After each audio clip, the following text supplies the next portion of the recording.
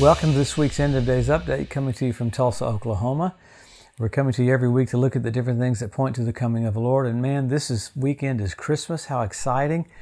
This next weekend, the whole world celebrates the King being born. Isn't that amazing that even sinners, even secular people, it's the biggest event there is, Jesus born into the earth. He got a body. He put on flesh and dwelt among us and gave his life for us and was raised from the dead. How amazing to be living at the end of the church age, watching everything come together that points to the coming of the Lord. How exciting. Colleen and I just want to say have a great, wonderful Christmas with your family, and we'll see you next year. Next week, we won't have an End of Days update because of Christmas, but have a great time with your family, and I know you'll be blessed. The more we celebrate Jesus, the blessed we all are. If he be lifted up, he'll draw all men unto him. So we're looking every week at all the things that point to the coming of the Lord. I mean, there's so many signs about the second coming. The rapture is signless. I mean, that's kind of bizarre how the church age was such a mystery. The rapture was a mystery.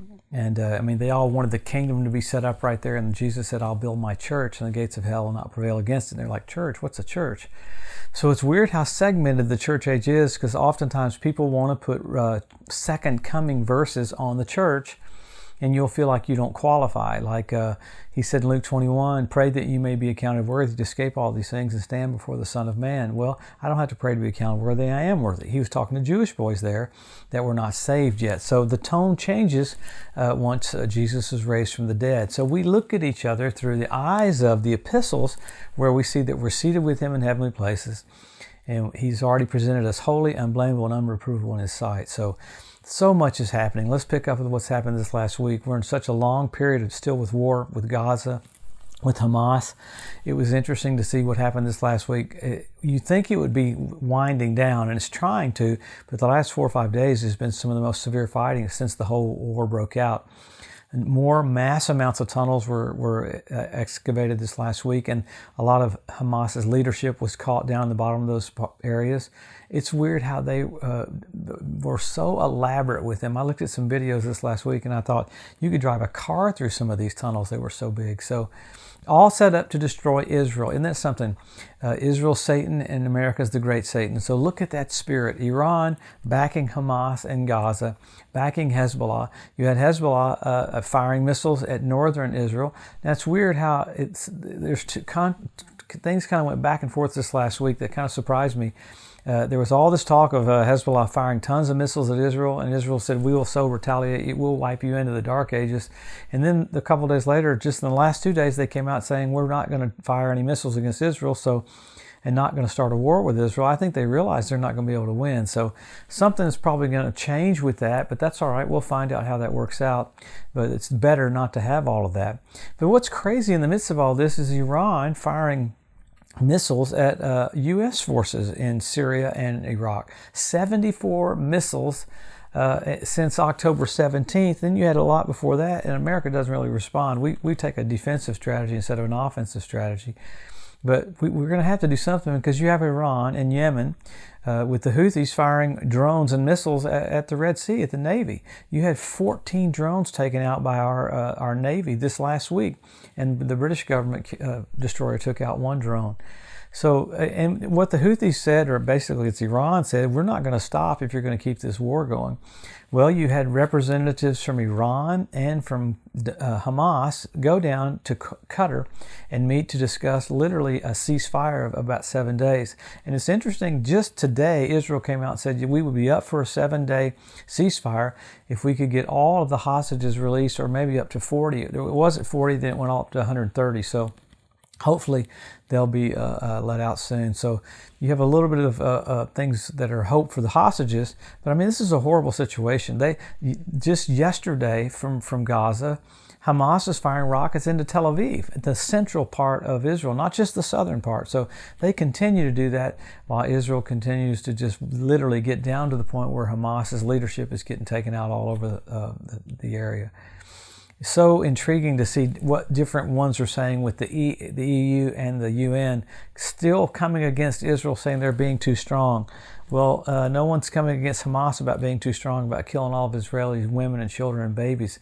Indiscriminate. It's absolutely insane. So I watch all this be a perfect setup for the Ezekiel 38 war because of the guys that came together this last week.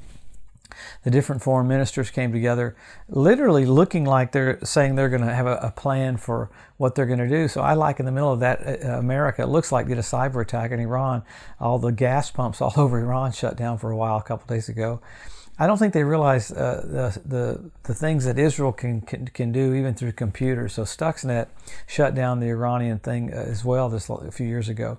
One of my buddies is a friend of the guy that wrote that software. So you even have right now Iran boasting one of its new missiles having artificial intelligence, how they can guide it later. So they're boasting that, saying we're getting ready to literally wipe Israel off the map. The verbiage they said this last week, even in the midst of all the Gaza war, was we're still completely set on wiping Israel off. And they said this word again too, which I still can't believe they say this: the rabid dog of the Middle East needs to be annihilated, calling Israel the rabid dog. Whereas Israel's the only democracy in the Middle East. So you got natural things happening. You got flares behind the sun. There was even a document that came out this week talking about asteroids that are behind the sun that we can't see, that looks like there's going to be so many coming close to Earth this next year. I was intrigued by them saying close to Earth and how they brought that out. You had the volcano that erupted. You had several different really big earthquakes in China. So you got natural things, you got earthly things, you got literally a force of evil pushing nations together to try to wipe Israel off the map. What does that tell us? That shows us we're close to the coming of the Lord. I hear people go, why should you get into the things about the coming of the Lord? Well, Jesus did this so we'd lift up our heads. We wouldn't be downtrodden. The whole thing is about hustling, not about, you see the finish line, it's not about escaping, it's about doing everything we need to do right now. What do? Help our local church, help our local pastor, be more engaged. I mean, you got people coming across the border. I said it last week, you had men from China hustling across the border to do stuff in America. So it was interesting. I've heard this 4 or 5 times this last week. They said we're going after the Saturday people first, and then we'll go after the Sunday people next. That's the Jews and the Christians. Why? Jesus is just about to come. So you're watching that stuff ratcheted up. You even have in Ottawa. Ottawa's city symbol for the city is 666. I saw it on the logo for their buses. I was like, are you kidding me? So there's all this stuff coming forward about digital IDs, digital money, one monetary system. You got Pope Francis saying that same-sex marriage still can be blessed. Came out yesterday with that. So all this stuff is exactly what the Bible said you'd see just before he comes. So what do we do with that? We get excited. It's exciting to see that, wow, we're living at the end of the church age. So what do? Let's try to get as many people saved as we can. Let's become soul winners even more. Let's be white hot, fervent in spirit, serving the Lord. So one thing that you see 6 times over and over and over again connected to the rapture of the church is steadfastness. I love it that the Holy Spirit's already told you what you're going to look like. Daniel prophesied about you, said you'd know your God, you'd be strong, and you would do exploits.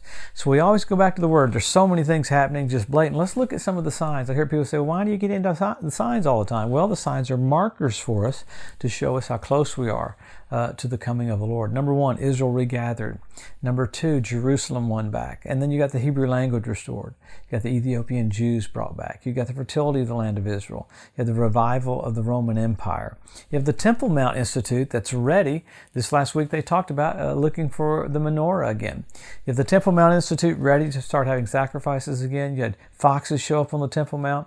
Fish show up in the Dead Sea. The Dead Sea turned blood red last fall on the Day of Atonement where Sodom and Gomorrah was. Absolutely crazy. You had the ritual baths around the Temple Mount fill up with water. First time in 2,000 years.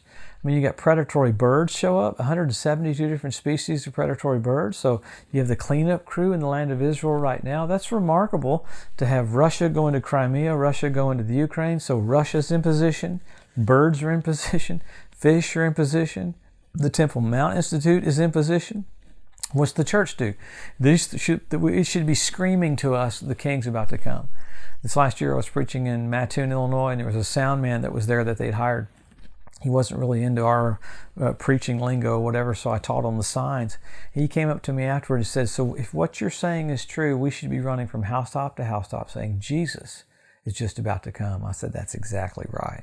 Once you get into all of them, they're blatant, they're clear, they're exact, they're precise. There's no wiggle room. I heard people go, we've had those signs before. No other generations ever had these signs. These are remarkable and distinctive of our generation, because that's why Jesus said, when you see these things, he didn't say run for the hills. He said, lift up your heads. Your redemption draws nigh. So we're to be excited.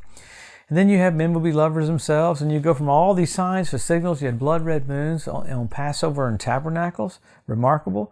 When's the last time it's called a tetrad? NASA called it a tetrad. When's the last time you had 4 blood red moons in a row?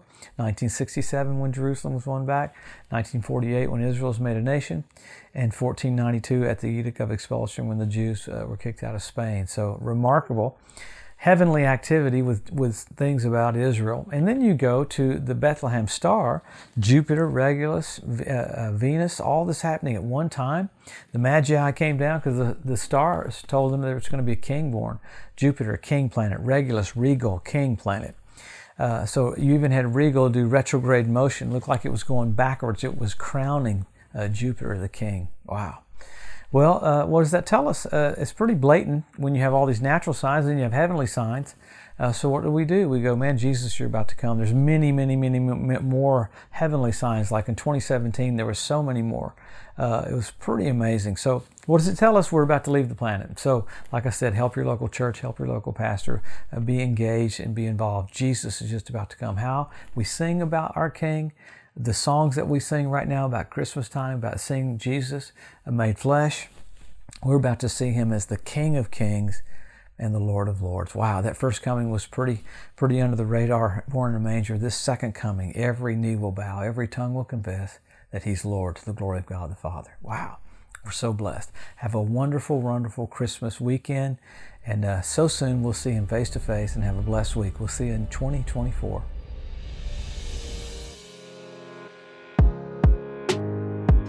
Thanks for joining us today at the End of Days Update. If you'd like to be notified every time there's a new post, just go to the EDU at josephmorris.com and subscribe to receive email alerts. If these posts and updates have been a blessing to you, please consider making a one-time donation to help get the message out, or even becoming a monthly partner with Joseph Morris Ministries. Thanks again for tuning in to the EDU, and we'll see you next week.